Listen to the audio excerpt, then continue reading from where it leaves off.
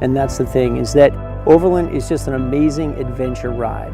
It's part of the whole gravel movement, but it's more than that. And what we try to do is gravel with soul. It's all about the soul. It's all about having fun and sharing the adventure together. And, you know, gravel in and of itself is competitive.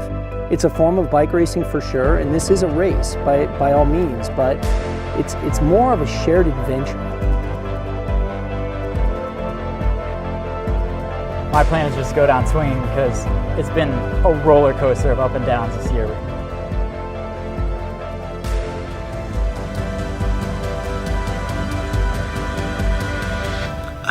What's awesome about being out here is it's a sense of community, I guess, it's more than anything else, and it's a sense of community that seems to have been lost in a lot of the other parts of cycling. So.